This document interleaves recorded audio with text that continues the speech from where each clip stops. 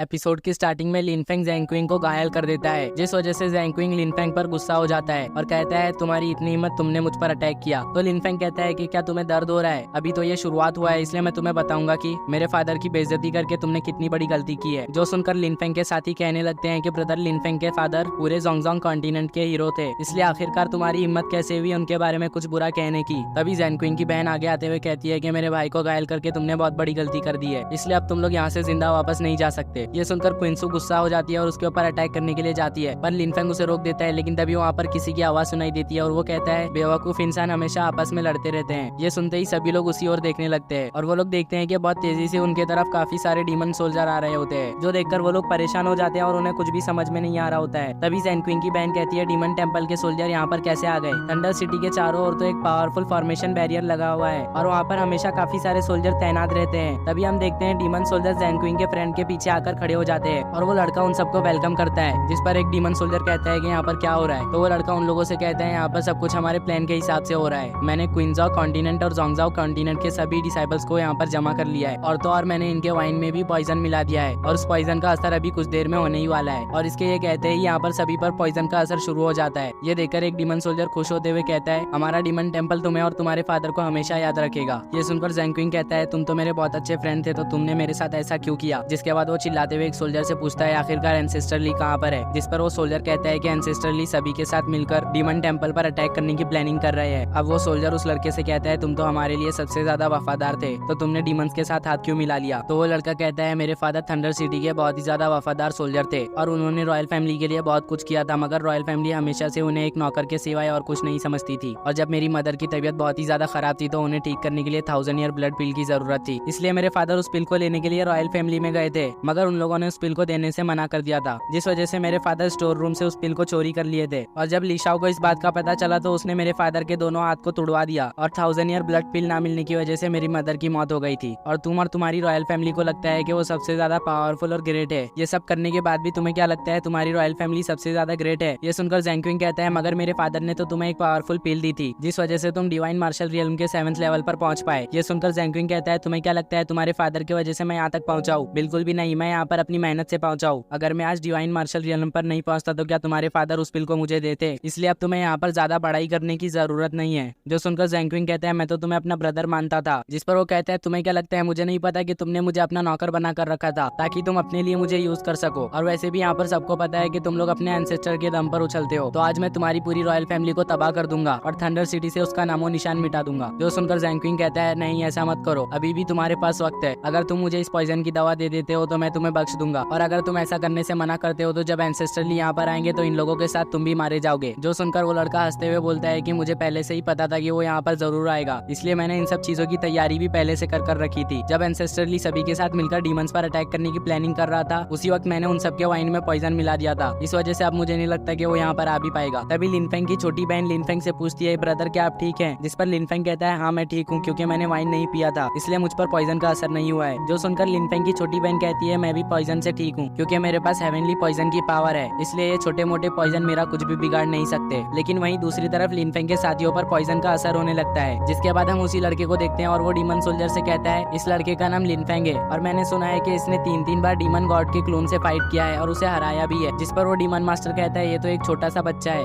ये सुनकर दूसरा डीमन मास्टर कहता है कि हमें इसको हल्के में नहीं लेना चाहिए, क्योंकि पिछली बार इस लड़के ने हमारे डीमन टेंपल के कई सारे स्ट्रॉन्ग लोगों को एक ही अटैक में मार दिया था और वो सब कोई मामूली कल्टिवेटर्स नहीं थे, वो लोग निर्वाणा रियल्म के कल्टिवेटर थे, इसलिए हमें इस बच्चे को हल्के में नहीं लेना चाहिए। जो सुनकर दूसरा डीमन मास्टर कहता है कि मैं जानता हूँ कि लिनफेंग बहुत ही ज्यादा स्ट्रॉन्ग है पर वो हम दोनों को एक साथ नहीं हरा सकता, इसलिए हम दोनों को एक साथ उससे मिलकर फाइट करना चाहिए। जिस पर पहला डीमन मास्टर कहता है कि हम लोगों को ऐसा करने की जरूरत नहीं है, क्योंकि इस लड़के के लिए हमारे सोल्जर्स ही काफी है। दूसरी तरफ हम लिनफेंग को देखते हैं जो सभी को पॉइजन का एंटीडोट दे रहा होता है और उस पिल को खाकर रॉयल फैमिली का सोल्जर डीमंस पर अटैक कर देता है, पर डीमन उसके अटैक से बच जाते हैं और एक डीमन लिनफेंग पर अटैक करने के लिए बढ़ रहा होता है, पर लिनफेंग उसे पकड़ लेता है और उसे वहीं पर मार देता है, जिस वजह से एक डीमन सोल्जर को गुस्सा आ जाता है और वो लिनफेंग पर एक पावरफुल अटैक कर देता है, पर शाउटियन बीच में आते हुए उसके अटैक को रोक लेता है और तभी लिनफेंग अपने डिवाइन मिरर से उस अटैक को डिस्ट्रॉय कर देता है, जिस वजह से वहाँ पर सभी लोग पीछे की ओर खिसक जाते हैं और शाउटियन लिनफेंग के पास आते हुए कहता है कि मास्टर ये सभी डीमन सोल्जर्स निर्वाणा स्टेज के 9th लेवल पर है, इसलिए मुझे डर है कि हम दोनों इन सब का सामना नहीं कर सकते। अब देखना ये होगा कि लिनफेंग और शाउटियन उन सबका अकेले कैसे मुकाबला करते हैं। वैसे तो हमें ये सब आने वाले एपिसोड में ही पता चल पाएगा, क्योंकि ये एपिसोड यहीं पर एंड हो गया। गया है। तब तक के लिए आप हमारी वीडियो को लाइक करके चैनल को सब्सक्राइब कर दें।